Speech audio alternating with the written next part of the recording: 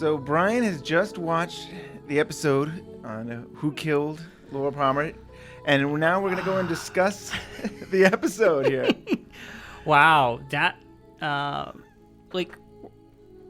you can hear, that's the ending credit music that was just playing of that last episode. And I think I was holding my breath literally for that last 10 minutes of the entire episode. Oh yeah, I still do it. 25 years later, I've probably seen it 100 times. Okay, so the last 2 weeks, everybody heard me whisper, and I was wrong. I thought it was Ben Horn. Which the episode led you to believe that? Yes, they led you to believe it was Ben Horn the entire time. Actually, for me, it led me to believe that it was Ben Horn the last 2 to 3 episodes. I can see they definitely were. Yeah, they were definitely leading you in that direction. And it wasn't beating you over the head with it. It was very okay, Ben Horn came off as why would he want Cooper gone? Mm-hmm. Because Cooper's looking for the killer. And if he was the killer, he would want him gone. So that would make me believe, okay, Ben Horn, there's something up. Right. And then that plan fell through. But then I was like, okay, I was trying to think back to the beginning of the series. What better way to pull the heat off of him is if, something with Laura happened. She died, maybe by accident. Maybe he killed her. But he had the whole sawmill thing going on. Yeah. So if they're looking for a killer, no one's focused on him and the sawmill and all that stuff. So that can all happen under the radar while everybody's more worried about a killer. Right. So it's kind of like perfect timing for him. So I was like putting this all in my head saying, it's got to be Ben Horn. Yeah. Yeah, and then here's an interesting thing. Now that I know it's not him, but still the whole owl thing, I was like, is that a metaphor? He looks like an owl. His glasses are huge. He's got small eyes. Yeah. And then when the lighting in this episode hit the lighting and everything, he looks evil. They give him big eyebrows. We are recording. Okay. Yeah. It's good. I couldn't tell. Yeah, I can see that. I can totally see he kind of looks like an owl. Yeah, so I was thinking, okay, he looks like an owl. The Lodge. Right. Yeah, the One-Eye Jacks. One-Eye Jack. Or even the Great Northern. The Great Northern, yeah. And there's all these things that I'm like, I'm putting together, but it's almost to the point where maybe I'm putting together things that don't really exist at this point because you want to know who the killer is. Yeah. But they were leading you in that direction. Yeah. Though. Secret, yeah, right. Yeah, they were doing that. I was floored. I mean, I'm so excited you didn't find out. You didn't figure. I was sure with all the internet, you'd see these images. My favorite thing, I wanted you to talk a lot in this episode, but my favorite thing is, so Father's Day, you post on Twitter a picture of Leland Palmer smiling. He's actually looking at the mirror, smiling, and it's like Happy Father's Day. And I think the image comes from Welcome to Twin Peaks. But I was like cracking out laughing that you posted that because like he's definitely not Father of the Year.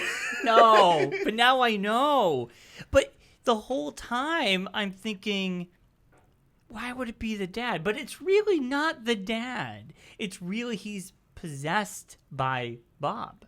Well, it's interpretation. I mean, this is definitely gonna be something that in the next few episodes we're gonna continue talking about. We might even talk about it for a while. I mean, it might be the whole series. Yeah. You might look back on it and wonder this because the one-armed man says he's possessed. Mm-hmm. He's a conduit to the spirit, and he's looking for his buddy who's going to kill again. Right. And I really feel that Leland, throughout the series, he's very mournful and mourning his daughter's death. So I kind of feel like that's really him. But then I don't know what causes it. All of a sudden, Bob takes over. Yeah. And that explains why Leland seen Bob when he was younger.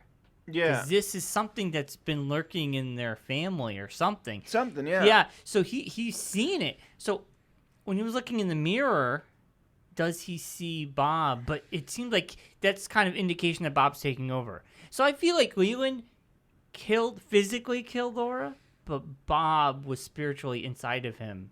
Because Bob shows up, like, I don't know. Would it be, I mean, do you feel that she saw Bob or Leland killing her? I know it's under, it's hard to know. I mean, you wonder. I mean, she does see things. She has seen Bob. So yeah, I don't know. The funny thing, I mean, I'm rewatching this, and I mean, I've seen it before many times before, but it's interesting to see that, like, so we see Bob at times, harming Maddie, and then other times we see Leland punching her too. So it's kind of funny in a way to see, like, if we're flashing to Leland, why isn't he?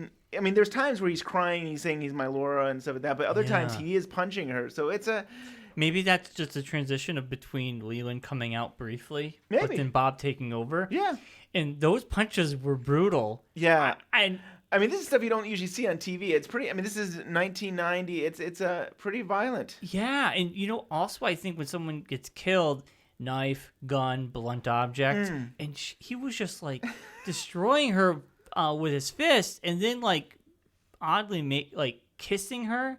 So it was sort of like maybe that was the Leland side, like I miss my daughter, but then Bob's just taking over. But they would show Bob in slow motion, like kind of kiss. That's not the way you kiss your daughter, or your niece, or anybody, or anybody.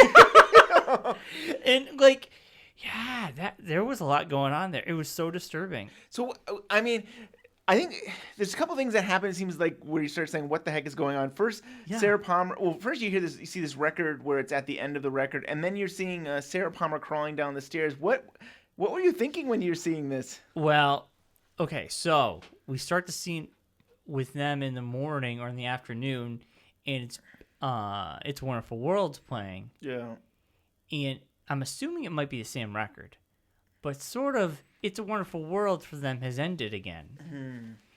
Like, I kind of feel like it's like a metaphor. Like, the record's come to an end. It's skipping. Nobody's turned it off. Yeah, and I couldn't figure out why Laura's mom was crawling down the stairs, but she was, like, transfixed. Like, she wasn't... It seemed like she was in a daze. Or why would she be crawling? And is the spirit going from her to... Leland? Like, why was she crawling? Yeah. Almost, I almost thought, what if she was almost crawling? Like, why would she crawl? So I'm thinking, is the spirit that was in Mike in her? But that would mean she'd have like she wouldn't have an arm. I don't know. I don't get it. I don't get that. Yeah, there'll be some time where they might explain it better and stuff. Was she trying to stop? Maybe. It's quite possibly. I mean, it's interesting that she's crying out for Leland. Like, does she know something's wrong with Leland, or is she kind of like, I'm not well and I'm calling out for help from you? I feel like she knows something. Like, I feel like she gets in this, like I don't know. Like she's like in some weird zone. Like she could physically walk in real life, so why was she crawling? Or right. Maybe Leland hurt her. Maybe Leland punched her in the stomach real hard, and she's trying to crawl to stop him. Right. And he just walks nonchalantly downstairs and starts getting ready to kill again. But she knows something's up, and she passes out. That's what I would have to guess. I mean, I definitely agree. I feel like she's trying to stop him. I don't know if she got punched in the gut or whatever, but I mean, I think part of me feels like she could be trying to stop him. Like she knows something's not right, possibly. But and the horse. What does the horse mean? We're going to find that out later. No, I don't think we will really. So, I mean, there's definitely people that have different interpretation of it. I always took it to mean the pale horse as being the symbolism for death. And that's what and to me that's what I thought it was. I forgot if it's in the Bible or the pale rider or pale horse. And that's what I took it to mean is I didn't know that. I mean, but I don't think there's any clear answer to that. What was I going to say? I thought it was funny that Leland and Maddie and Sarah are on the couch, and she's saying she's gonna go home, and it's like, oh, you're not that far away, and you say, oh, galley up or galley. She says basically like a horse will not giddy up, but like I'll gallop back to you or something like that. But it's to me that's like, you know, when you say gallop, I think of horse and stuff like that. Yes. But it's just, I mean, I don't know if it was intentional or not. Yeah, it's not really a connection. Maybe it's just a coincidence. Maybe. Yeah, a coincidence. But yeah. But yeah. Oh no, what were you gonna say? All I was gonna say is, do you want to start like our regular show now, or do you want to talk more before we? Do you want to start going through the episode? Yeah, let's go through the episode because, I have a lot to say about this episode. I mean, we can skip. So this is definitely in our conventional. I mean, our typical show. I mean, this is really talking about who killed Laura Palmer. Yeah, there's things about this episode I do want to talk about, but I think I really like David Lynch episodes when he directs them. Oh yeah, but the best. Can you? I mean, after not seeing him direct, when was the last one he directed? Was that the season, the episode 1 of season 2? So I think it was the second episode of the second season. Okay. So he did the first episode of the second season, and then he went and did another one. And I don't think he's done anything since that. So what is this? This is episode 14. Yeah. So he did episode 8 and 9. So it's been a while. It's been a while. Because I definitely can tell the difference when he directs. Oh yeah. And I like it. And this episode had so much going on, and it was so not the normal Twin Peaks episode. Yeah, eerie and moody. And he like painted the picture perfectly. But I like the shots because the first shot is with them all drinking coffee, and then the next shot you have them on a couch, but everything does look like a painting because you have it paused right now. We're looking at the episode. The very opening of that looks like a photograph to me or a painting. You can just paint that or put it on a wall, and it could just be 5 guys drinking coffee, and you could call that art. And then when they do when Leland's with Maddie and the mom, and it's so far out, and you see everything in the foreground, right? And you see Laura Palmer picture prominently, right? And you see them laid out, and it looks non-conventional. That's not you wouldn't see a shot normally like that. Right. Yeah, that's around that scene too. I like how like you have this record player there, and sometimes it's almost like you can't see everything going on between Sarah, Leland, and Maddie. It's kind of nice in a way. I mean, they're talking. It's kind of like you're an outsider, kind of looking in and watching what they're doing. But it is kind of funny. Like typical television. Okay, we'll do a close up now. We'll have a medium shot of the three of them. Yeah. They're far away, and there's other things. And it's one long shot. It goes from the fireplace all the way past the record player. And then he starts to move in. But I don't remember there being any really tight shots on them at all. I can't recall. And it's like these long shots. But they're so... it builds the mood. Because when a tight shot hits, it's for a reason. Yep. And there's a lot of like these nice wide shots. Yeah. And it's really cool. You know, it's interesting you bring that up. I mean, Lynch is definitely not afraid to get really tight and close up. And it's funny that, you know, you talk about that scene and we talk about, like, it's a wonderful, what is it? It's a wonderful, no, it's not wonderful. It's a beautiful world. It's a beautiful world, yeah. So you have that nice music and you have them far away. And then when we get to this whole killing of Maddie, you're in these really close-up shots. Yeah, I mean, you're so close that you don't see everybody's head. I mean, you got Bob on Maddie, and it's like claustrophobic. So it's kind of funny to go from the extreme of this family seems all right. They're gonna make it. You know, they're gonna make it. I mean, Leland's basically saying it's gonna be okay. You go home, and Sarah and I'll be okay. And then you go to these extreme, really close up of killing Maddie and stuff. Yeah, and I like it's like those close up scenes really matter. Like, they really, like, get you so close, you're in the action. Yeah. It's almost like you're comfortable. You're in the wide shots, you're comfortable. You're so it's like, comfortable. Everything's okay. And then it's like, it's intense because of this horrific murder, and they decided we're gonna really, like, put it in your face. Yep. Like, you can't, I mean, I don't think it would be as bad if it was a wide shot and, like, you're seeing this murder, but to be right in there seeing it is, I totally agree. It is. It's the comfort. It's the comfort of these wide shots, and you feel okay with it. And then, so he's... Like, this episode is just, I don't know, extremely well directed and very weird, and I love it. Yeah. But to me, I know I've seen things online. I know that after this episode starts to go a little bit down. I mean, I think we've got another 2 episodes of, I think, that's really, I mean, are pretty good. And then it kind of falls apart for a while, and I think it gets better towards the end. And like I think we already talked about it, maybe it wasn't off air that Lynch will come back for the end, The final. and that. Yeah, and you were saying about how much you love Lynch.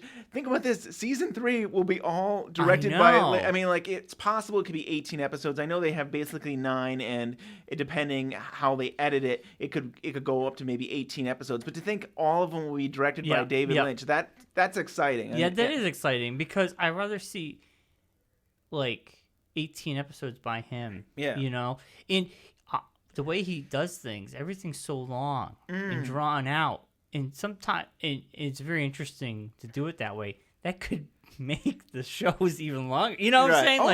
Oh yeah. Editing, he might be like, no, just keep it. I want that long shot of a car for 20 minutes. Right. And so he has total control of it. Yeah. Unlike ABC telling him what to do with Showtime, I'm sure. And he loves happy accidents. So he'll have this stuff that is scripted, and then all of a sudden he thinks of something else, and he's I gotta add that in, or last night I decided to write a new piece of the script. And so you think about the movie Firewalk with Me, which he had at least 90 minutes of footage that was not part of the movie, which they call them the missing pieces and stuff like that. So to think it's another movie. It's another movie. The movie was already, I think, over 2 hours and a half, 2.5 hours. Oh so you're God. thinking, 4 hours or whatever. Yeah. So I'm sure he can do that.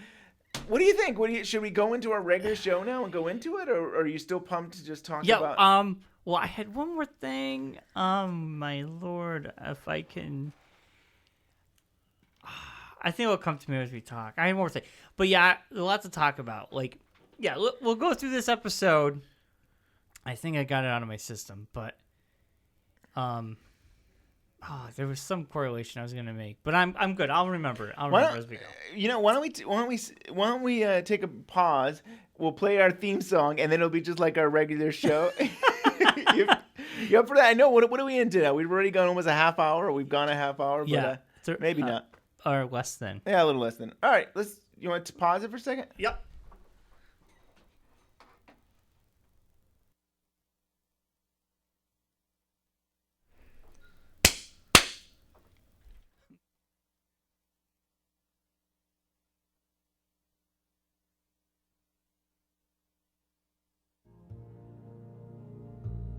And I'll see you, and you'll see me, and I'll see you in the branches that blow. And welcome to this week's edition of Twin Peaks Unwrapped. I'm your host, Brian Kozowski, and beside me is Ben Durant. Yes, and as you heard our intro to this episode, I finally seen the killer. Yeah, and I'm shocked that you did not know. I mean, like I know for the past 2 weeks you've been like whispering who it was. Yeah. And I just thought like, okay, you must know. Like the internet told you, No. or you just put it together. You remember seeing stuff that happened, and just wow, I'm excited. It's fun that you. I know. Don't know. I know. So everybody, like, you just heard me talk about everything. I don't need to repeat myself because it's the same episode. Right, we're still there. I know. So why don't we just get into it? So here? we're gonna get into the episode now. This is the episode report. So we are on episode 14. Yeah. It is written by Mark Frost, and I bet David Lynch had some writing to do with it. Some of the language feels very David Lynch. Yeah. But it's written by Mark Frost, directed by David Lynch. It aired November 10th, 1990. The rating was 10.4. The place 51. So it went. Huh? I mean, so the ratings are better because it was at 70. Was it 72 or 75? So, but the thing is, was it promoted? Like it was promoted, and they basically said it was going to happen, but maybe people didn't believe, or I don't know. I still would love to have seen it be like number 5 for the week. Yeah. Or, it plays 51 for the week. So they promoted this episode like this is it. This is it. But people have already been yanked around by the... Right. They probably thought, okay, at the end of the first season, they said it was it. They said the beginning of the first season, it was it. Yeah. So, enough people... But still, to go from 71 to that's pretty good. Yeah, it's definitely better. But yeah. That's a great, jump in the ratings. Yeah. So the show starts off with Hawk and Gordon Cole and Cooper and the one-armed man Mike there and Andy and Truman all having coffee in the sheriff's station. Yes, it's such an awesome scene. I like this scene a lot, and it's a great, like I said before, with David Lynch directing. That is a great just picture. Yeah. Of just all the guys, and. It's like he's directing, so he's like, "Oh, just leave the camera here like this." Yeah. And there's no tights at all. Like, there's no tights, and it's so like it's refreshing. It's so nice. You get to see everybody's reaction. Also, to me, it almost felt like David Lynch, his character says goodbye, and it's almost like, well, I'll see you guys later. Yeah. Because I'm off to go do something else in real life, and I only bring that up because, Mark Frost and David Lynch put a comedy show on ABC on the air, and you can watch all 7 episodes on YouTube. I'm gonna have to do that. I think they only aired 2, maybe 3. Yeah, and the rest are unseen. So I saw that when they were on TV. I got to see the first 2, and then they put it out on VHS, and I think I've watched them all on VHS. But I don't think they ever put it on DVD. And I can't remember who it was, but somebody on Twitter. It probably was actually it was probably I'm trying to think now who it was. Probably Brad Dukes, I think. Maybe it was Brad Dukes that I had a conversation with that basically said you could get it on Laserdisc, but Laserdisc is not. It's hard to get my hands on that. But they're on YouTube, and I definitely have to watch them. And maybe if we later on in the future, if we're reaching for shows, we could possibly talk about that. Yeah. So because was that being done between this episode and the season finale? Is that why they stepped away from the show? I have to look up the history. I feel like I can't remember if the series had actually. I don't even know if the series had finished, or I don't know where it fit in, to be honest. But the interesting thing is Dick, Dick's the actor who plays Buchanan is stars in it, and the guy who plays Albert, Rosenfield, he's in it as well. So there's several Twin Peaks actors who are in the. It's in a the comedy. Show. It's a sketch comedy. Or I heard it was like they're in a studio trying to put a show together or something. It feels more like, I'm trying to think, more like not Arrested Development, but in a sense there's no laugh track. I mean, it's very kind of like you got to figure out what you think is funny. So, yeah. So anyway, back to the episode. They're in the lodge, and the Great Northern. The Great Northern, and now they're bringing Andy and everybody. They're bringing people to him, and he's saying no. So is he looking at people to look for this conduit? Is that like? Yeah. Is that what's going on there? I think that's what's going on. He can sense if that would be Bob. Like Okay. And there's a weird ball convention happening at the same time where people in sailor suits are bouncing balls. Right. Is it the Navy? I don't know what it is, but there's always strange conventions going on at the hotel. Yeah. And I guess. But here's what throws me off. It is Ben Horn who walks in, and then he freaks out. Here's just another clue, and I was biting my tongue. It's Ben Horn. See, I was right. But why? Why does this happen? Do we get an explanation later on? So I don't think we do. So, I mean, there could be a couple interpretations. I mean, one could be that Leland hangs out with him enough that there was like an aura of him. Or maybe we just don't see Leland. I almost thought at the end of the scene I saw him when I was watching it with you. But maybe we'll have to watch very carefully at the end of the scene if Leland's there. But I was either thinking Leland is there and we don't see him, or because Leland hangs out with him enough, there was like an aura of sense of him that he's close enough to. But all right, I'm not going to get in 2 episodes. I'm not going to find out it was Ben Horn, am I? You figured it out. No. They're not going to trick us. They basically tricked us with Ben, but they're So, see, this whole time I'm thinking in my head, I'm right. It's Ben Horn. But okay, for me that doesn't make any sense. But we don't see Leland, and maybe you're right. Leland does work there. He's his lawyer. Well, he works there indirectly, but so yeah, I guess that part is just a red herring. Now, I was also shocked by seeing Harold Smith hanging. At one point, you said he could have been the killer too. You thought, yeah. But this, obviously, he was devastated by the girls, messing up his life, and he decided suicide was the way out. Which is pretty sad that he did this, and he also destroyed the diary. Yep.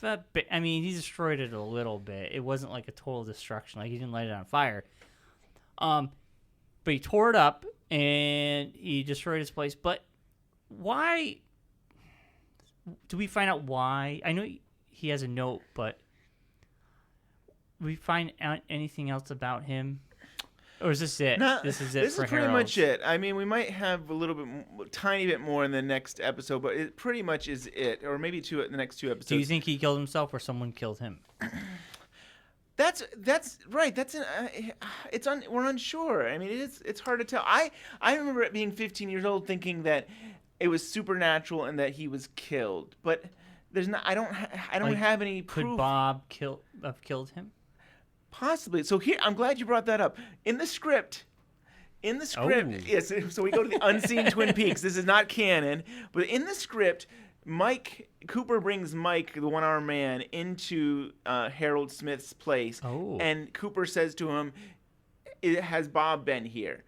And Mike actually shakes his head no. And let's see if I can. It's not that important, but I was gonna read to you exactly what he says. Has Bob been here? So it says, Bob is not visited here, is what Mike says. And then the question mark is, well, why would Cooper wonder that himself? Did he think Bob killed Harold? Did he think that Harold could have been a host or some kind of supernatural? I mean, the script doesn't seem to say why Cooper would have thought that, but maybe he's just on that track of mind right now that would make sense. That Bob is somewhere. But it was interesting to see in the script because.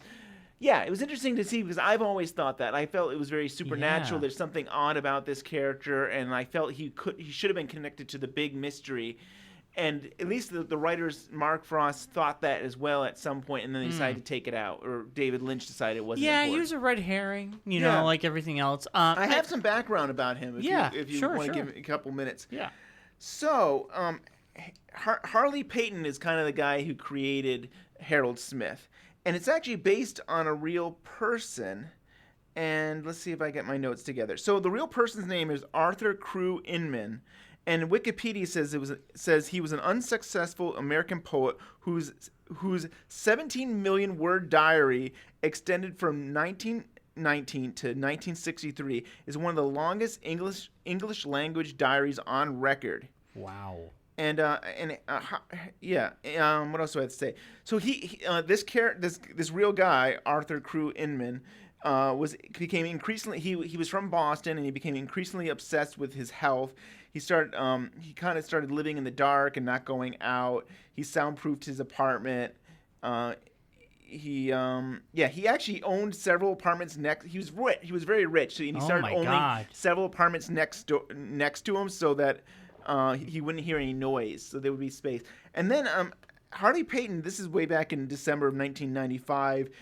Peyton actually posted on alt.tv.Twin Peaks internet news group, but he posted stuff like this where he says this real person, Arthur Crew Inman, actually would go through. He would put things in the newspaper ads and hire what they called talkers to tell him stories of their lives, and he would wove these histories into his own diary. So he'd have his own diary, and he wanted to hear other people's life. And actually, in one of the episodes in the script version, there's actually two diary. I think when Donna first sees the diary in the in the TV show, she just sees that one diary. But in the script, there's actually two diaries, and it looks like Harold is actually taking ideas from Laura's diary and putting in his own diary. This is in the script, so I thought that was kind of fascinating. That's pretty cool. I think, and this real person, he also had committed suicide. Okay. But I think that's enough about that. But I still find it fascinating that there was a real person. And actually, the how Peyton found out about this was that in 1985, Harvard University Press made 2 volumes of his diaries available for the public and stuff. So that's pretty interesting. Wow. So That's so cool. this is this scene is we see that Harold has committed suicide. And he's destroyed his life work, all his plants and everything. Right. And I mean, I think he said in the last episode that he felt filthy and dirty, and he just felt like he was violated. So I guess the only way out for him was that because he wasn't going to leave the house or anything. Yeah. And they find a letter on him.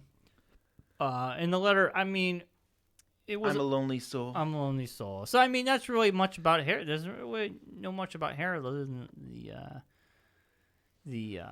And there it is, Miss Missouri Montana pitcher, and that comes back into play at the near the end of this episode. Somebody gets their face smashed into Yep. it. Yeah. Yes, Maddie does connecting the beginning to the end, Yeah. sort of. And that's an interesting shot. Now this shot just became more interesting to me. Right, it starts off on that picture. Right, it's kind of like this is what's about to come. Yeah. And then we're gonna go full circle, and we have this nice. You want to play some of it? I mean, it's mostly just music, but. And it's almost you get the history of them. Yeah, I never thought about that, but you're right. You get the history of the family, and then you have Leland and Sarah on the couch, and Maddie's getting her coffee. And... Yeah. And Sarah? And Laura's picture is right there. A few pictures of her, yeah. What a happy family. They're all just hanging out on the couch. I don't... You know, I could have researched and tell you what day it is. I don't know, but it feels like a Sunday. You know what I mean? It feels like a laid-back Sunday, lazy Sunday. I really enjoyed my And it's stay framed night. up. That looks like you could pause that and you can frame it, and it's a really. I really feel like it's time. Nice. It's just pushing in. I mean, it's pushing in slowly, but for the most part, yeah, it's just kind of not too much motion. To Missoula. I've got my job. Where's my Missoula? apartment. Montana. Is that it? Right, Missoula. Why Missoula? Miss having a life of my own. Do you almost feel that he killed her I think I'll probably... because he didn't want her to go to Missoula? He wanted her to stay? Yeah, I mean, Is I that can see it? that. Is that why? I can see that like he's kind of like, yeah. Like it came out because if she leaves, he lose Laura again. Right. So Bob came out and like, you rather die. I'd rather kill you. Or maybe he gets joy out of almost killing her again too. Yeah. But I mean, yeah, it's all. Who knows? I mean, now I feel that I just believe that she saw Bob kill her, and Laura, I would have to imagine, saw Bob. Do other people see Bob, or do they see Leland? I guess that's the mystery I want to know, but I don't. I don't feel. I think we might revisit it. I mean, I think we'll be revisited, and that's something that we can definitely discuss. I know. I think I'll bring this up now, but you know, you mentioned about visions, and you know, Maddie had a vision of the carpet. Yes, with Bob. Yeah, or it was just the blood and stuff. Does that make more sense of what we see now in this episode? In a way, so it's like, was she envisioning her own death? Yeah, I mean, I don't think she realized she was, but I think that could have been her own blood on the carpet. I mean, that's where she goes to die. I mean, and well, also the mom is Sarah Palmer. Sarah. The mom sees Bob behind the bed. Now, yeah, you're right. Yeah. So, and she freaks out, and they're in one of the episodes. She's running down the banister. Yeah. So, do you think originally she saw Bob in the bedroom and she's running away from him? She hurt herself. She's crawling down, and it's actually just Leland casually walking. But she sees Bob. I mean, why? I don't know. I don't believe that she sees Bob all the time. I don't know. But she doesn't know that Bob is Leland. So she sees Bob in her dreams, maybe. Right, the vision or whatever it is. Right, and that seems like that was the first time when she was. That first time when she was in. I'm trying to remember. Was she on the couch when she? Oh, I guess she. No, I think. Or would she look in the bedroom and saw? I can't remember he was hiding. So I'm maybe confusing it with the European she's version. never seen Bob before, up until Laura's death. Right. Okay. I believe so. But Leland has when he at the lake house. Well, yeah, when he was a kid at his grandparents' house. So this entity has been hunting him, and who knows how many he's killed. Yeah. Right. And what happened to the girl that was in the coma? We kind of stopped with that subplot. Right. Yeah. She might. Renette. She might come back. She's gonna come back. Maybe. Okay. All right. She has to come back. I mean, they're so funny how like sometimes they'll have these characters and it'll be long stretches. Like Mike. Mike comes shows back. up. Yes. But I mean, yeah. sometimes it's just strange how there's no need for them right now, so they don't bring them back. Yeah. So the other subplot with Shelley and Bobby and Leo. Right. He starts saying new shoes. New shoes. New shoes. Yeah, new shoes. New shoes. But I mean, I know when you watch this and it's like, okay, it's just a typical Twin Peaks episode. We have these plots and like, I think if they didn't say, this episode, we're going to find out who killed Laura Palmer, you would just think this is an average episode. Yeah. Like it's just a normal, like, okay. This scene is pretty cool because now you start seeing this dynamic between Shelley and Bobby. And how all of a sudden they went from lovey-dovey to who cares to she's like pissed, like we're screwed, we have no money, you're just not doing it, you're not providing, and all of a sudden he's kind of backing out a little bit going, well, I need to go home. He mentioned school. We haven't seen any of them go to school in like forever. None of them go to school, and all of a sudden he's worried about school. Well, I should be in class right now, and my mom says I can't be sleeping at Mike's house every night. Like, seriously? Now? But you can tell it's because he's trying to think of a way to get out of the situation that he put himself in. And this was his brain. I mean, this was his great idea. It's like, oh, we're going to make so much money by keeping Leo here and stuff. And they got like $40 or $42 out of a month. A month, yeah. And now you have Leo saying new shoes. New shoes. New shoes. And it's like, he burped. He burped. It's not, oh, man, too funny. Yeah, and I was thinking about, like, burping. How does he go to the bathroom? Well, she does say that she does have to wash him, too. So maybe he's wearing Depends or something. So it's like a coma, but not really. He's just, like, he's not really in a deep coma. He's like... Because if he was in a real deep coma, they would have him in the hospital because he would have to just void himself. Yeah. So he's like in this state of non-animation. Like, obviously he can swallow because they put food down his mouth and it dribbles out. And he's saying new shoes. Right. So. Well, I mean, I think his brain isn't, I mean, he's not a vegetable, but he definitely seems like he's not completely there. Yeah. So, yeah. And then the next scene is we have Audrey talking with her father. See, this part I'm watching, I'm biting my lip. I'm like, I know it's him. It's all coming together. You find out he had sex with Laura Palmer. Yes. That was another bombshell. Right. That was huge. When he's like, I didn't know she was there. And then she's like, did you have sex with her? And that was excruciating long pause before he could answer. So you knew he was lying, or he was uncomfortable. Yeah, I was almost thinking, is he gonna lie? And he didn't. I was pretty blown away by it. Yeah, he's so good at lying, and for once he finally feels like, okay, I just have to come clean. And this is why I'm like, he had, okay. So if he had sex with Laura, and he knew Laura was working there. Mm-hmm. Okay. This is where my brain's going.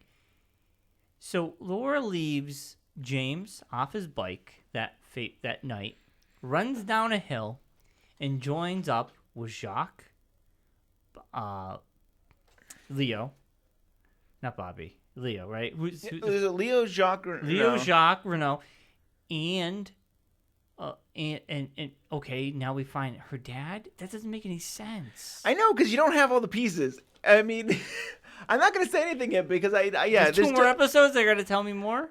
Yeah, maybe future episodes they'll tell you more, or other places they'll tell you more. But I mean, so would it tell me that? I feel like I can say to you that everything did not happen in one place. How's that? Because I feel like you've been stuck on thinking that everything took place in one episode. I mean, one place. In that train car or that train? Right, train car. So I mean, I'll give you this much: Leo and Jacques did not hang out at the train car. Because I think you've been thinking all along that everybody's hanging out together. Yeah, that's what I'm thinking. So they had fun with her separately. Yeah. And then she went off with someone else. Right. and then Which I think we'll find out how the killing happened. Is that what we're gonna find out later on? Or... Maybe, yeah, I think so. I mean, I think there'll be some dialogue about that, but yeah. Okay, all right. What was it? So I feel like this is a good time since we're really still talking about Ben. So the script has Ben as the killer. Everywhere that Leland is Ben. So this whole script basically so it wasn't leaked. The whole thing is like, so when Maddie's coming down the stairs, it's Ben that is in the Palmer house and stuff. So really? yeah, Really? so Okay. I mean, and I think there's even some other dialogue where Cooper says, I know it's Ben, and I'm hoping, Audrey, that you don't have to go to trial, and I'm going to try to protect you, but basically your father did it and stuff. So there's definitely there's basically they're covering their tracks and basically making sure that if this script ever went out, they would know it was Ben. But it wasn't. Right. But I guess since we're already talking about the actor who plays Ben, Yeah. actually did film all the scenes with killing Maddie and stuff like that. Oh my God. So we have. Interesting. Is that on the Blu-ray? I've never seen it, so it's never been. It's sickening. The whole thing is sickening, but I would still be intrigued to see how this actor So that's portrayed it. not in the deleted scenes at all. I've never seen it in the 25 years. Wow. I don't know if they feel comfortable even wanting to share that, but I mean, I would be very intrigued his interpretation of that. So I think why we're putting it all the cards out. Okay. So I'm gonna set you up. I mean, I guess we're getting ahead, but we're talking about it and stuff. Yeah. Shelley Lee, who plays Laura Palmer Maddie, Ray Wise, who plays her dad, and the actor who plays Ben Horn, Richard. I just lost his last name. I'm just gonna. You know what I'm saying, Ben. Go into David Lynch's office. David Lynch. So, this is the day of shooting. This is the actual day that they're gonna film Who Killed Laura Palmer. He sits down, actor Leland, Laura, or Maddie, and the guy Ben, and there's no furniture, so they all sit on the floor. And he says, Leland, it was always you. You killed Laura Palmer. And Maddie, you're gonna die today, and stuff like that. And so, I mean, I don't know if they didn't know until that moment. I've heard rumors. Supposedly, only that one person, that the guy who plays Leland, I've heard rumors that he knew all along. I think he was really worried that it could be him. I think he was really concerned. He was concerned because he was afraid that maybe he wouldn't be on the show anymore. And I think he had young child or children at the time, and I think that it's really disturbing to think. That the father would actually, kill his own daughter, and it's actually more. I mean, I don't know if you saw in the script, but they was talking about. There's definitely seems to be indication of incest going on and stuff. I mean, that's clear through even Bob kissing and all that. There's incest. And, in the diary, the molestation. But I really feel, that's a clue because in the diary, Cooper says. About the molestation and all this stuff, and then she's gonna expose the world to Ben Horn. Yeah, I mean, again, they're throwing us off. But that could be the black-eyed Jack. Right, but one-eyed Jack. One-eyed Jack. I think black-eyed. Black eye. One-eyed Jack. That could be the one-eyed Jack. Whole scenario. Yeah, I mean, I definitely think. I mean, he's definitely. Yeah, I mean, there's definitely shady things that he's been involved with, and I mean, the fact that they had sex and that he was, he's got himself into a lot of stuff. Yeah. So they shot this whole murder scene in one day, and that was probably between 12 to 15 hours. Mm-hmm. And so you have Shelley Lee, who plays Maddie. She filmed it first with Ben, the actor who plays Ben, and then she had to film it. I don't know if Bob was second. Let's say Bob was second, and they also had to do it with Leland. So you're doing, we were just talking about, you have this wide shot, you have to do all this filming of the wide shot, and then you do the close-ups. And so you have the whole day, and it was very, I mean, it's exhausting for everybody. It was very exhausting for Shelley Lee, who had to go through this, and you're always worried that somebody's going to get hurt. And I don't think anybody did get hurt, but it's still draining. And and she actually talks about in one of the Wrapped in Plastic issues about how the next day she was in bed and she had trouble even getting up. Like it was so like Wow, draining yeah, and emotionally. yeah, it was very intense. And I think everybody, Richard Beamer, who plays Ben, I think he felt like, did we have to show all this stuff? Like it was so intense. Like I don't think nobody enjoyed doing it. I mean, I don't think any of these actors really enjoyed doing it. It was a really draining, intense scene to do. And I feel like Ben Horn and Leland Palmer always look like they're related to me in the show. With suits, maybe, or I don't know. Yeah, the way they look, they kind of look like they could be related. But my other clue that obviously I was wrong, but I was like, Ben Horn. It looks like an owl. He's the owl. Like an owl. That's so funny. So they say, I mean, you mentioned the owls. The log lady says the owls are in the roadhouse. What does that mean to you? Well, when she says the owls are in the roadhouse, and then we go to the scene. Was the roadhouse where the music was happening? Yes. Yeah. Well, that's why they go to the roadhouse. I think the owls could be metaphor of kind of pushing Cooper in the right into a direction because then they communicated with him. Mm-hmm. I don't think the owls are. I feel like the owls are metaphoric. Like I don't feel there's literal. There's like you see an owl now and again. That's kind of like the B-roll shot in between a transition shot. Right. But do you ever like? I feel like the owls. We did are get the spirits. We got. Bingo. I think that. Yeah. That's it. Right? I think the owls are the spirits of. Yeah. Yeah, and they did show. Remember, we had that. I mean, it was never really clear, but they had that time where the vision where they had owl face over Bob, and that would indicate Bob is a spirit. And I think the spirits, because they're also in a lodge, and it's kind of like this Native American feel. Yeah, I can see that. Maybe that Native American lore of an owl might be an old spirit. So maybe that's what they mean by that. I really kind of gotten away from the fact that the owls are a literal thing. I feel like they're a spiritual thing, or they're That's cool. They're not what we assume they are. Right. Yeah. So that's what I think. The owls are not what they seem? Yes, the owls are not what they seem.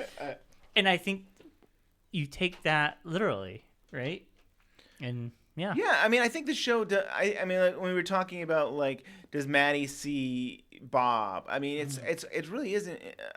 It's an interpretation. Like, I mean, you and I could probably. Well, I mean, Twin Peaks fans have been discussing this for 25 years. We've been like, so that's a good mystery. It's a great mystery, and it's something that we could talk about, and there might be other stuff further down the road that we could say, okay, this seems to indicate it could be this. But, yeah. But I think that's what David Lynch means. Which shows with mystery. Right. Because the mystery is he's never going to tell you, but you got to figure it out on your own. And whatever you think is what you think. And I kind of like that. I do too. I don't want someone to tell me. I want to just kind of figure it out myself. Totally. And I could be wrong, but in this scenario, I don't think anybody's really wrong. It's just what you want it to be. I would want it to believe that it was Bob that she saw.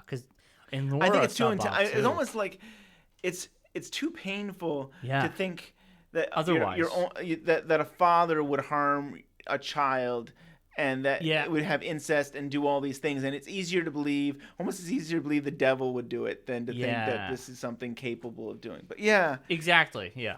This isn't a big deal, but the long lady in the script says, "You must go to the roadhouse. Everything points the way." Which to me is not as elegant as the owls are in the roadhouse. I mean, like, there's some kind of mystery in the roadhouse. Whereas, you got to go to the roadhouse, and it's like, yeah. But it was a cool shot when the log lady showed up.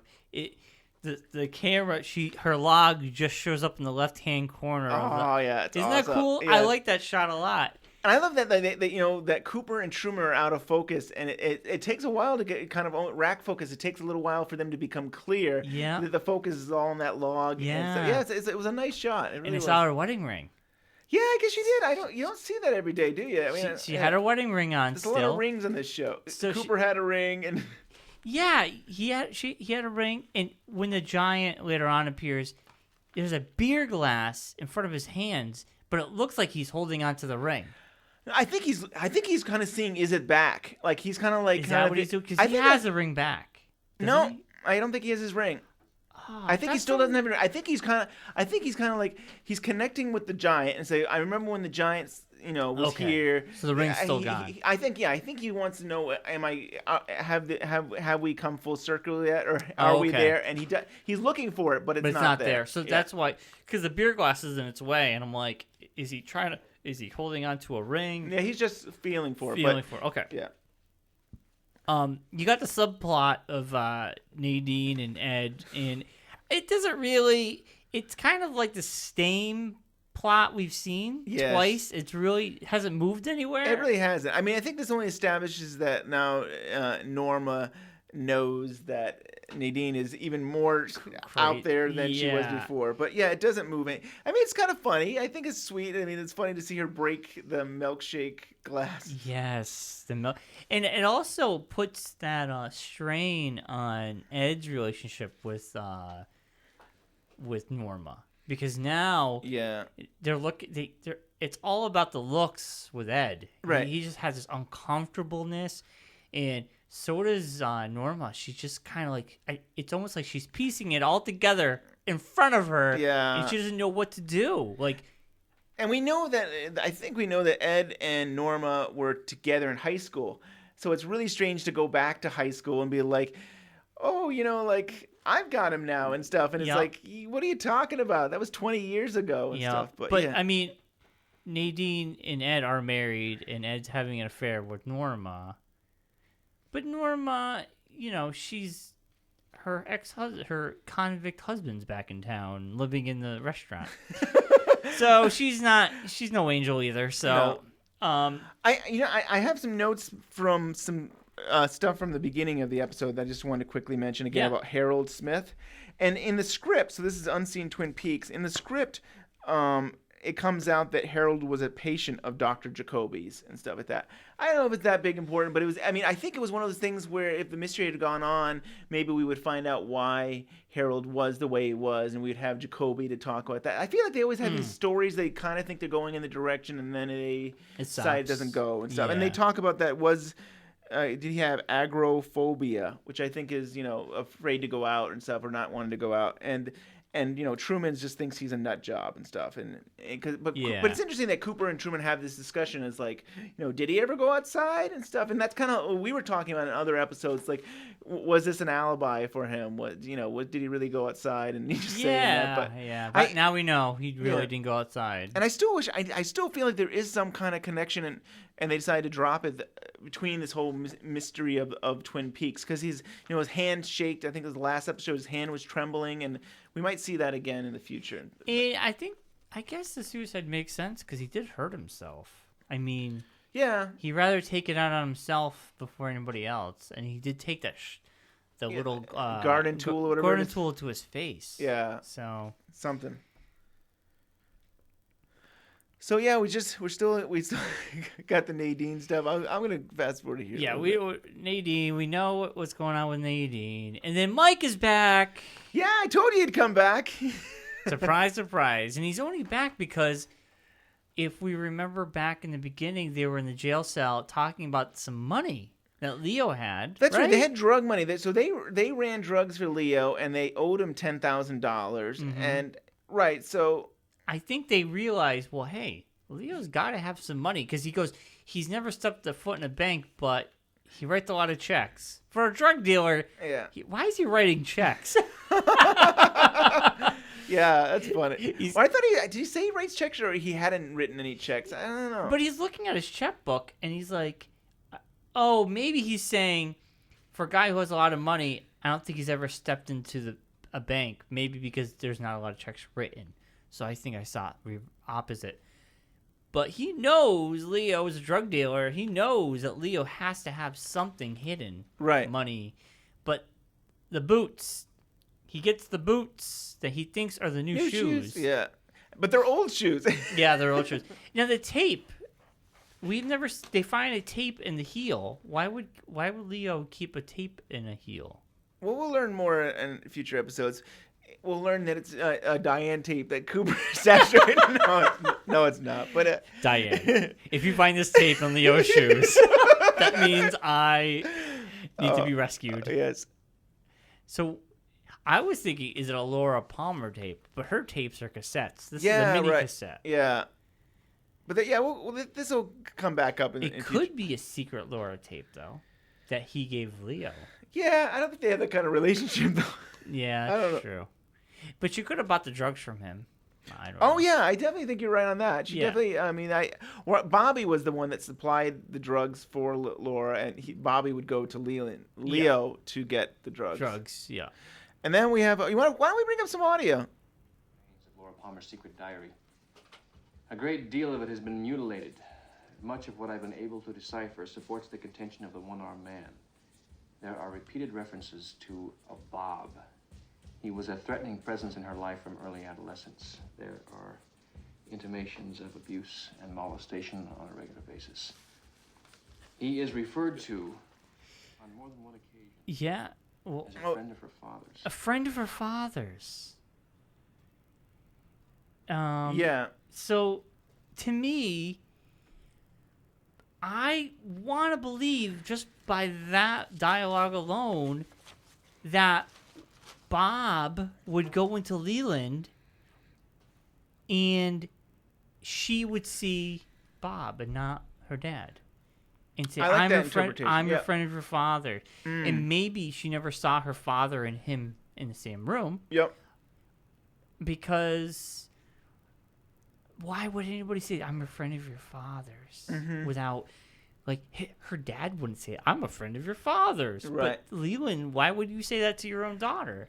Yeah. Right? Right. So do you feel? I don't know. I kind of feel like that dialogue to me would just I mean, they definitely they were structuring this episode to make you think it was Ben. and yeah, stuff, but yeah. Because Ben is technically a friend of Leland, yeah. so you could go that route. Right. But now you know when you go back, you're like, but that could be interpreted different ways. Yes. So I interpret it a I different way can now. even interpret it as not even a friend in the sense of you and I are friends. I can almost see it as an acquaintance, as Yeah. he knew this person. Which actually, Leland has said that he knew him when he was a child. So yeah. But Leland doesn't know when he's possessed. Just like one-armed Mike is, he just gets possessed and that's it. And maybe when he gets out of it, he doesn't know what just happened. So if Leland gets possessed by Bob, Bob can, have total control, and Leland thinks the last time he saw Bob was when he was a kid, but maybe that's when he became the host.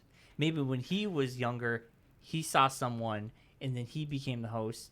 Or Yeah, the it might be. Yeah. Maybe, And I think yeah. they will revisit that. I do Yeah. like the way the direction you're going. I mean, Yeah. this sounds good, and I have theories related to that. And I think we should revisit this because it definitely is something. So he mentioned the secret diary of Laura Palmer.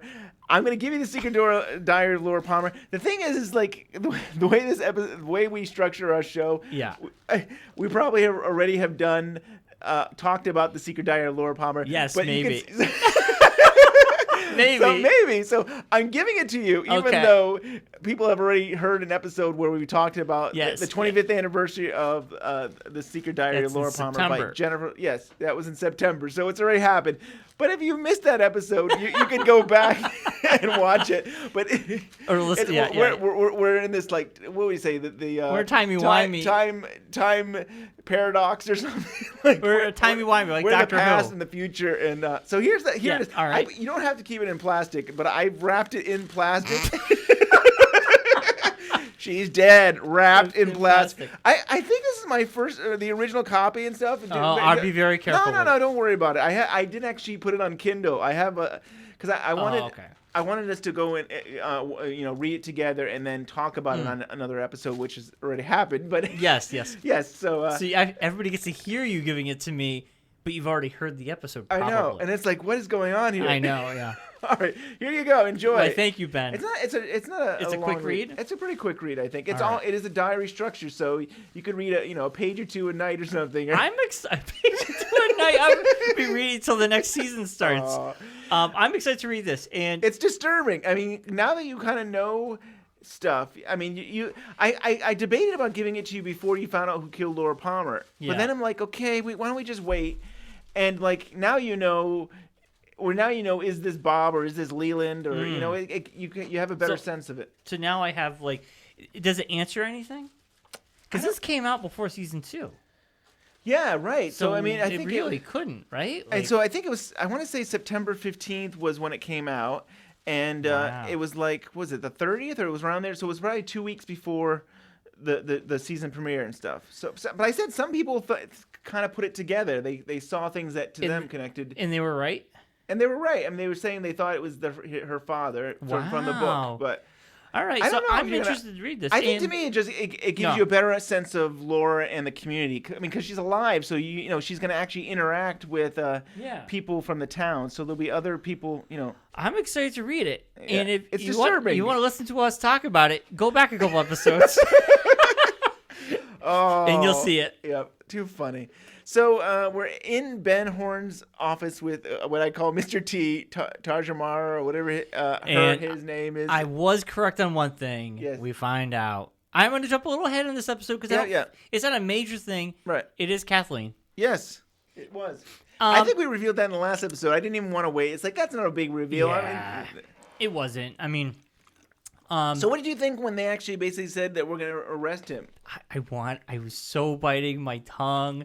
I was like, oh my God, I'm so right. It is Ben Horn. Oh my God, I got it. I'm so proud of myself. That's so funny. And good thing I didn't say anything because I would have been a fool. I would have made myself a fool. But I'm glad I didn't say anything because I really thought you knew this was like a ruse. I thought you knew like, oh, they're just setting him up so that we don't. does he look like an owl?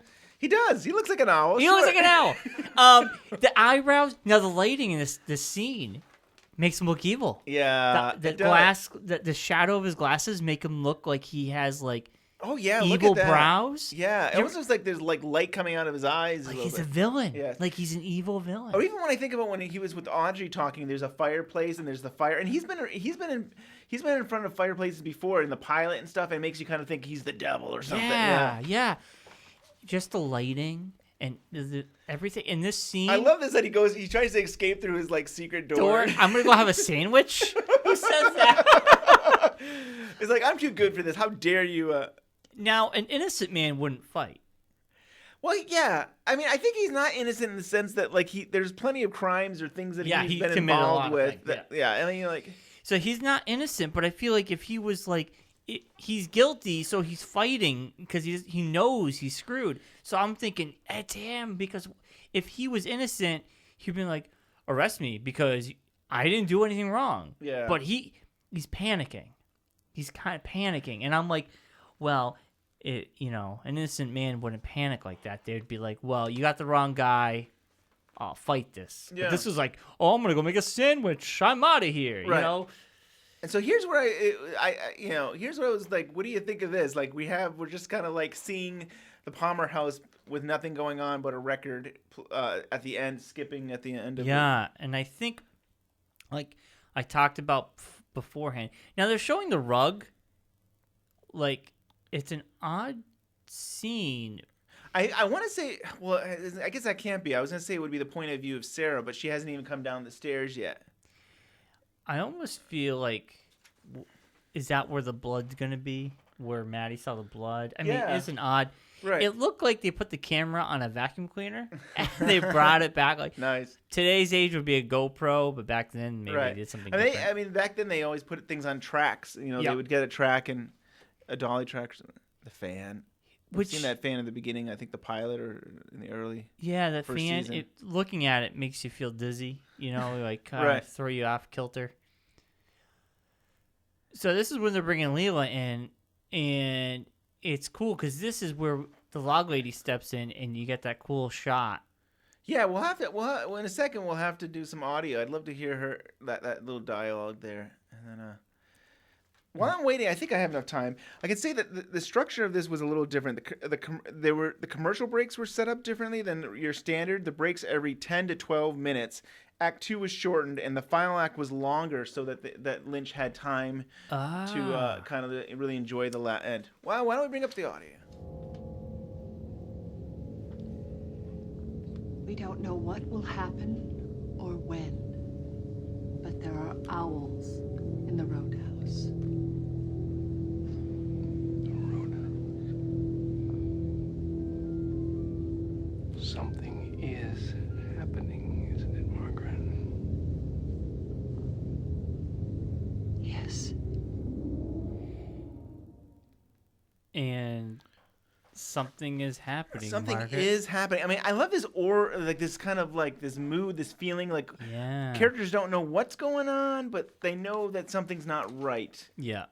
And I mean, next scene, it's kind of this episode's like, let's tie up everything before we get to the big reveal. Yeah. Let's get to Kathleen out. We got Kathleen.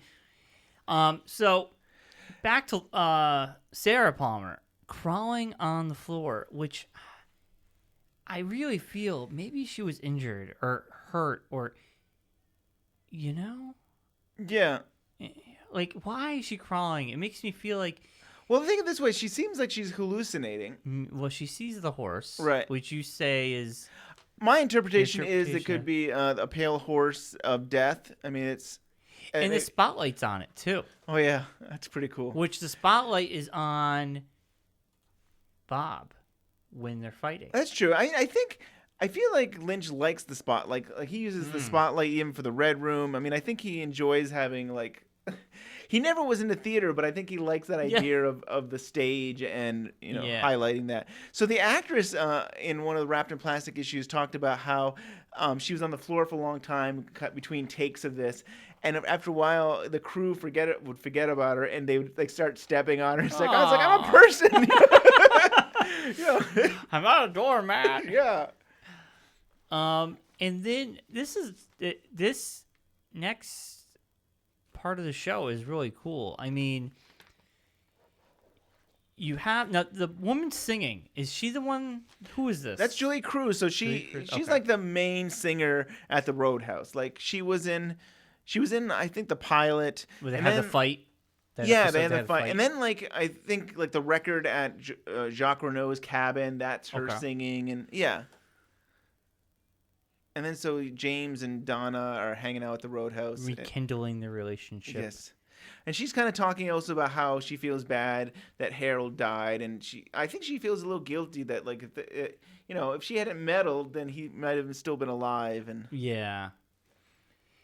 And for some reason, this whole scene, I just keep, because I just heard about this week, that I didn't know that Jack Nicholson stole her away from David Spade. I don't know if I knew that either. I knew that She was dating David Spade, and and they were all getting high and hanging out, and Jack Nicholson literally walked up to her and asked her out in front of him, wow, and she said yes. that's And messed that up. was it. But I'm not going to say she's not property. So he cannot physically Right. steal. You can't physically steal someone from someone. They choose to go with you. So he literally asked her out in front of David Spade, and I think he thought they were an item, and she just left them. And isn't that crazy? That's crazy. Yeah, I know. Now, do you know that during this time period, Kyle MacLachlan was dating her? They were dating Donna and Donna was dating Kyle MacLachlan? yeah. I did not know that. Yeah, so I mean, like, there's a whole issue of like that's where they were gonna have a relationship between Audrey and Cooper, and it looked like maybe there was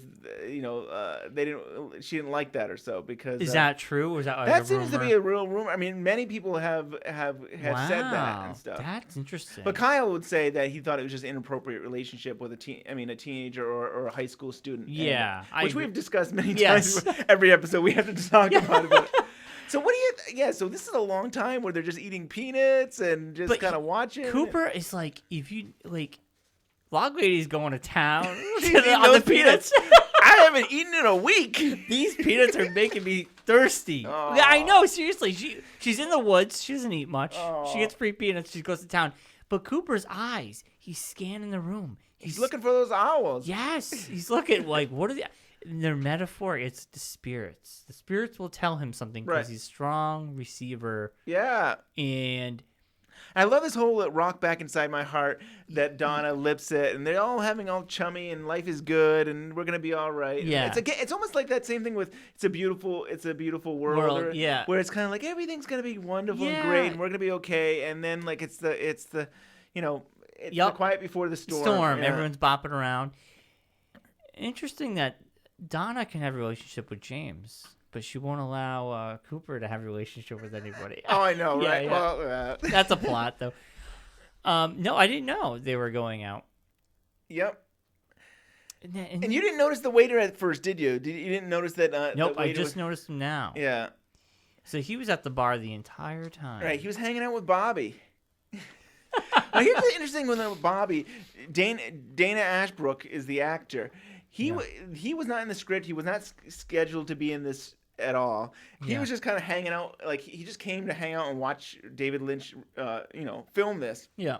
And David Lynch says, "Hey, you should get in this shot. We'll put you at the bar and stuff." And at the end of this episode, he kind of like he seems sad, but it's interesting. I think it's a very powerful thing to have him here to feel like there's something going on. But he wasn't originally supposed to be part of this. And then we all of a sudden there's a white light that goes on. Cooper. Oh yeah, let's do that. All right. It's happening again. And it's almost like he's warning him, like, hey. It is happening again. But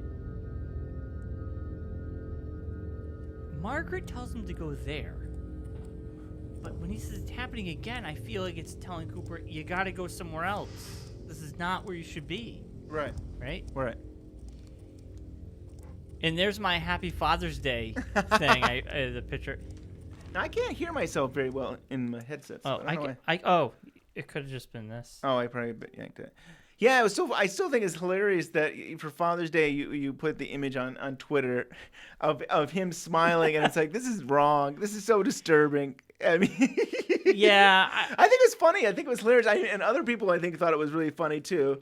And it was from Welcome to Twin Peaks' website that they I think put the image together. yeah, and I didn't know. I know, but I think that's what I loved about it, that you didn't know, Yeah. and other people did. So it's too funny. And his so, hair isn't as white anymore. Huh. That black is coming back. A little bit, yeah. So by now you're like, he's got to be, because he's putting on these gloves and. But he's not Leland. He's not himself. That's why I think he's obviously everything. Everybody knows it's Bob that's in him. So there's a spotlight.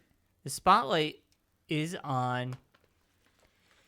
See, and when she looks, it goes to Bob. And she, like, okay, if she really saw Leland, she probably wouldn't have screamed.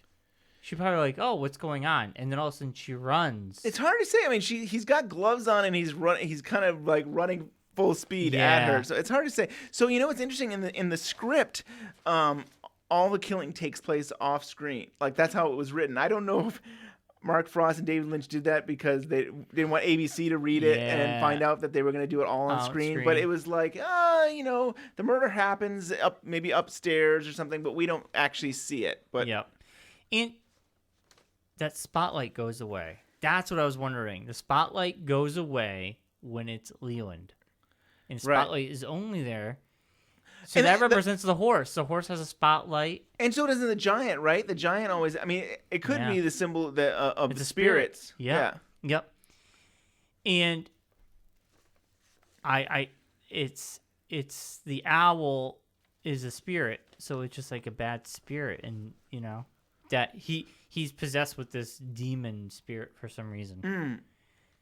And do we ever find out more history about Bob? I mean, other from the One-Armed Man? Yeah, we'll get a little more. Yeah. We will get a little more. I mean, it's always like, do you want more, or is it more of a mystery to not know stuff? But we will get more before we're done with Twin Peaks here. But this is so intense. I mean, this is a long scene, and like you're seeing her just constantly getting the punching. Yeah. I was holding my breath. Like every punch, I'm like, oh.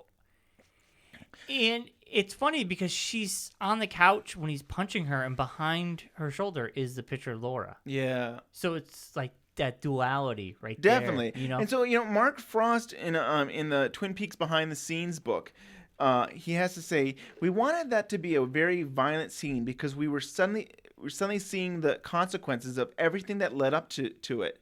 In a way, you are kind of seeing Laura's death.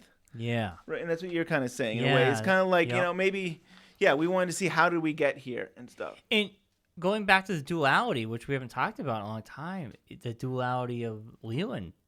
I mean, you have one who mourns the loss of his daughter, Right. and then all of a sudden possessed, and he's It's almost like we have a good Leland and we have an evil Leland. Dr. Dr. Jekyll and Mr. Hyde. Yeah. That's a classic movie. I mean, is that ever an influence? Did they ever mention that could be an influence? I mean, I think there's essays about that. I think that Yeah. you could definitely see that as an influence. I don't know if they come out and basically say it, but it definitely Feels I could that see way. Yeah, I could definitely see that. Yeah. So one doesn't know about the other. So I you know. I mean, well, as you watch the whole series, the movie, everything, it's under interpretation. Like you and I could go back for 20, would go do this 25 years. Yeah, because I haven't seen the rest. Yeah, right, I haven't seen the rest. But even now, for what you've seen, does Leland know what he's doing? Does he not? I mean, when I was watching this, 25 years ago, it was questionable. Like, what is going on here? So I really feel she's seeing. From now, I mean, I interpret it as it's, but then it shows Leland crying, and he's saying Laura. He's calling her Laura. Yeah, and then Bob is the vicious one. Like Bob is the one that's like, but then he's freaking out. Leland says, "You're going back to Missoula, Montana," and there's the picture, and he said that Leland says. So he's talking about Leland in third person. Yes. So the funny thing is Bob. But it's funny he wouldn't say Bob says. Isn't that kind of funny? Like Bob says you're going back. He says Leland says because he's Bob. So he thinks he's someone else. And then we get an O put under her fingernail. Now what's the O stand for? Well, I think we've learned that Robertson would be what he was spelling out, so Bob would be Robert. Right. Okay. Robert, yeah. Yeah. So I think we have the R, the T, and what else do we have? The RTB. I think we have the B, and now we have the O. All right. Let's see. You want to bring up some audio for a second? So there he is. He's touching his the ring. The he's ring touching finger. his finger ring. Yeah. But they have that beer glass in front of it, and I don't know if that was an accident or not. Yeah, it would have been clear. It would have been helpful. You're there, Ben. I'm here. Okay. You're there. I don't know why. It could be a loose cord. So, the waiter from the first episode of season 2, with the milk and everything, like he comes over and he's like, "I'm sorry." Is that what he says? He's like, "I'm sorry." Yeah, I'm so sorry. I'm so sorry. I'm so sorry. I feel like it's because he knows.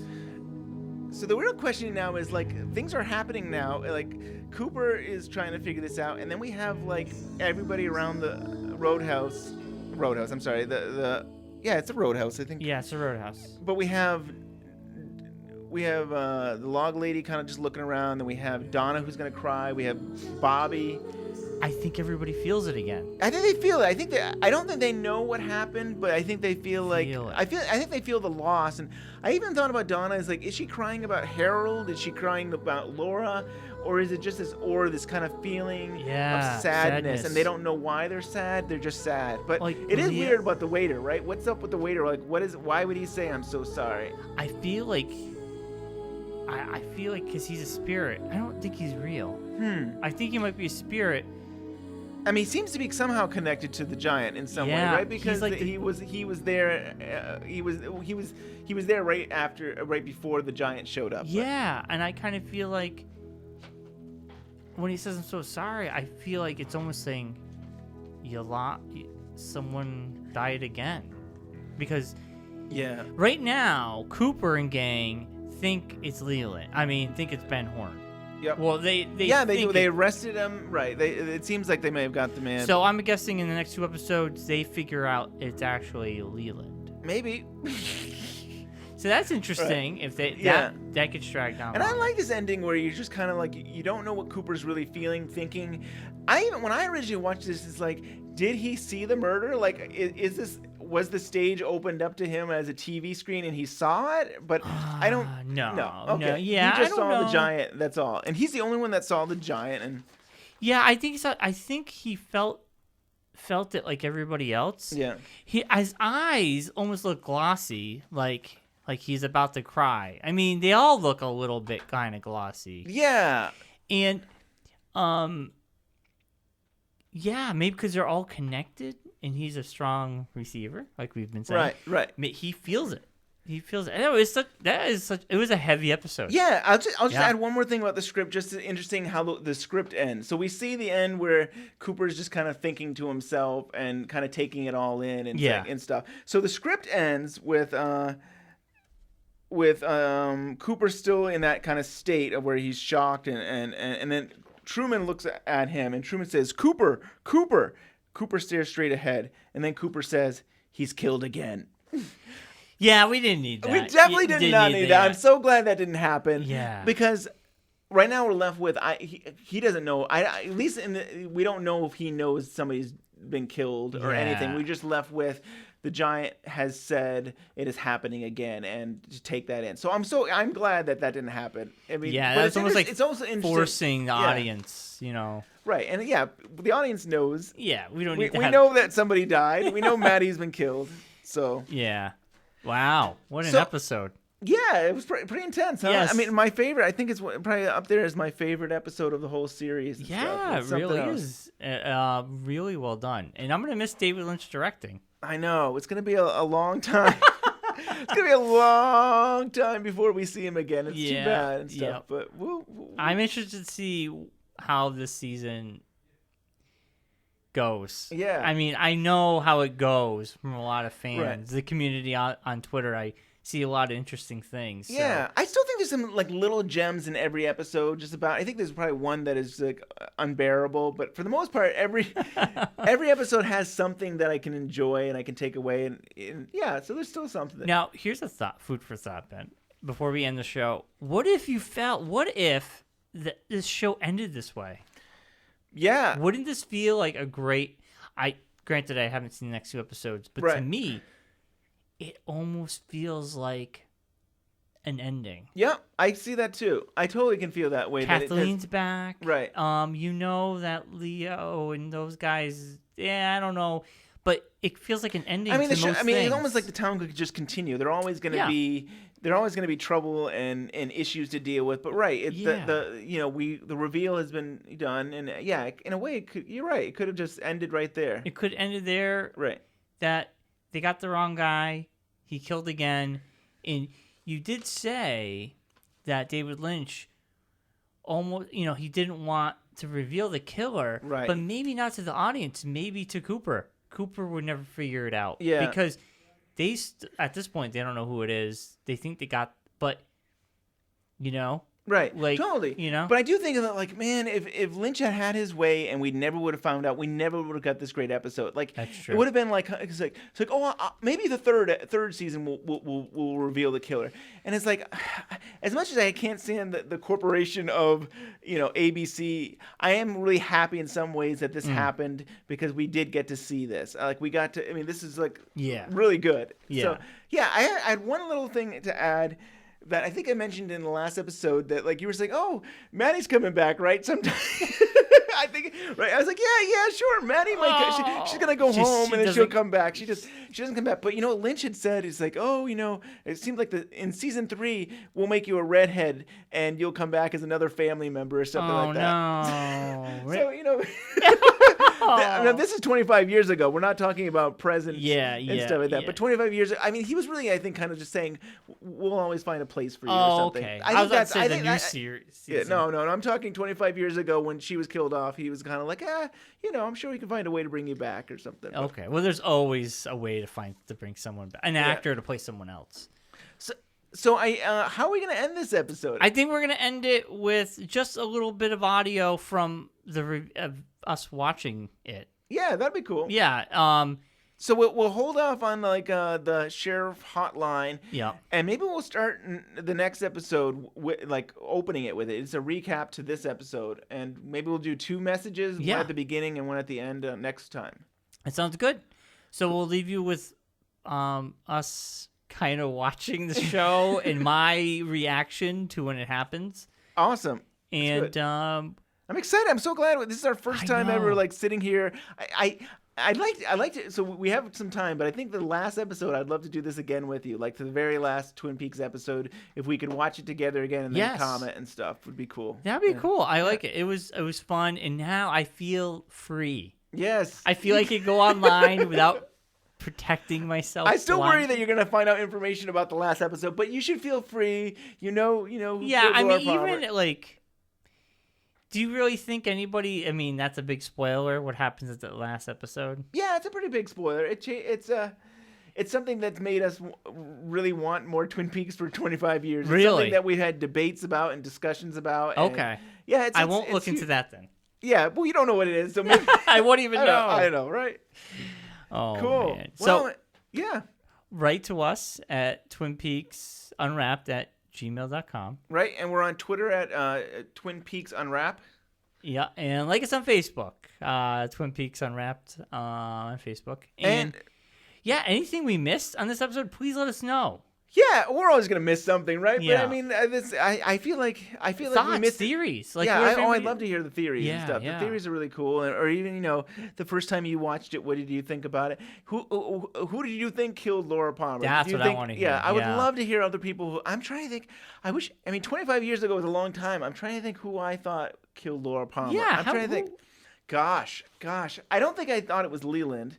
I wonder if I probably thought it was Harold or Ben. I probably did. It's so long ago. Yeah. I have trouble these days remembering yesterday. I'm trying to think. I definitely don't think I thought it was Leland. I think I was very shocked by that. I think a lot of people were. That does throw you for a loop. One of these, I feel like one of these episodes, maybe the next couple episodes, I want to do something where you have like a sound bite of different people saying they either thought it was Leland or I think there's one talk show where the host asked Ray Wise, who plays Leland, "Are you the killer?" And he kind of laughs it off. So I don't know. I have to see if I can put something together. I think it'd be kind of fun. But nice. Yeah. And you can also find we can download us through iTunes. Yes. We'd love it if you could write a review and review us. Yeah. Review us. And the great thing about that is that like if you like this show, other people are gonna get to learn about the show and maybe they'll want to be into it and stuff. That'd be cool. Yeah. Share with the community and and we're also, of course, you can find us on Twin Peaks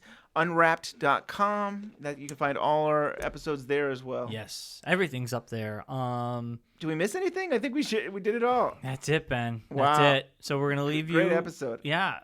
Thank you again. It was awesome. I had a blast today. Cool. But we'll leave you with my reaction, and we'll be back next week.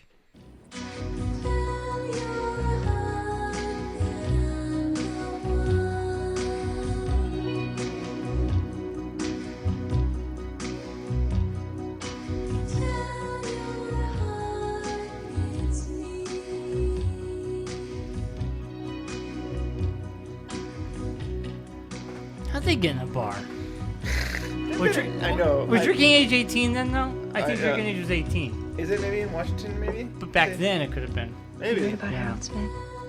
Yeah. Can't tell if they're even drinking soda or. I don't know. It looks like Coke. Yeah. He was a sick man. I think he was hurt inside in a way I couldn't figure out. Everybody's hurt inside. His whole life was in that house, and I violated that. We were just trying to find out about Laura. James, he's dead. He didn't deserve that.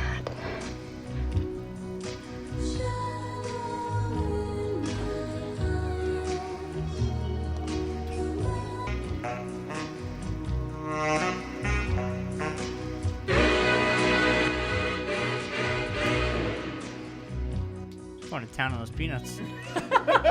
It's eating in a week. It's like, free peanuts. I haven't eaten in a week. Oh.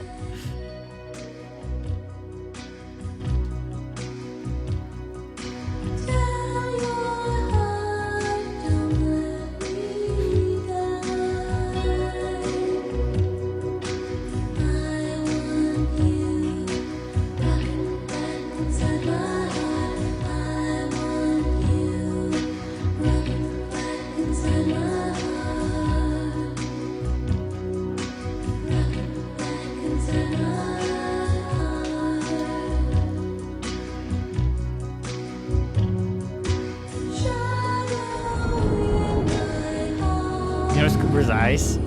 It's like scanning the room. Yeah. He looks very suspicious.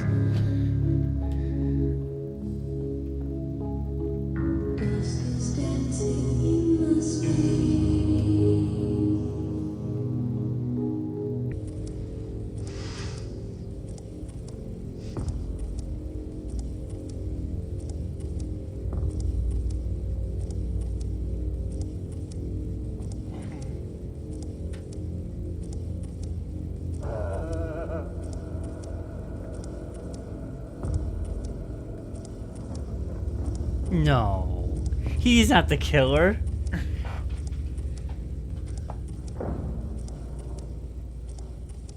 Leland's not the killer. Is Leland the killer? Isn't that who you thought? No. No. I mean, it explains some clues, but... Uncle Leland! Sarah? Uncle Leland, what is that smell? It smells like something burning! And Sarah?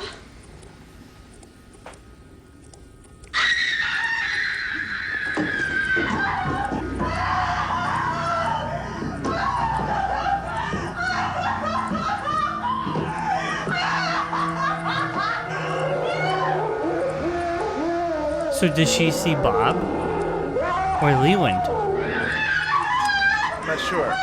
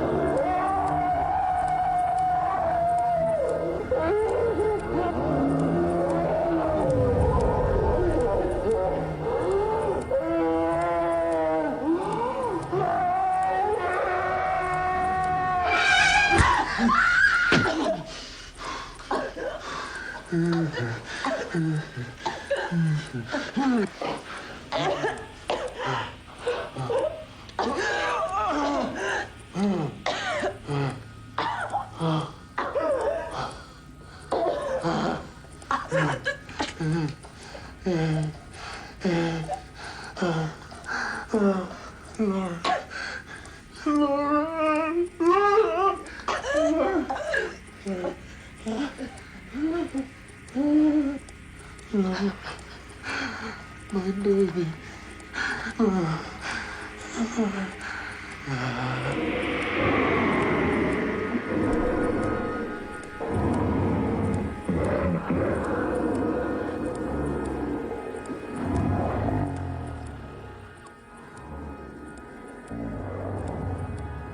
It's disturbing.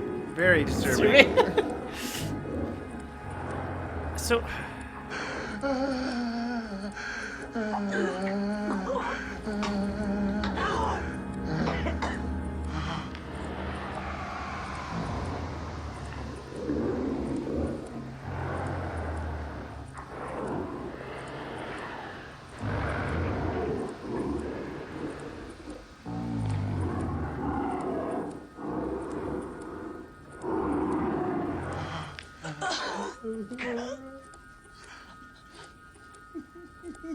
Laura.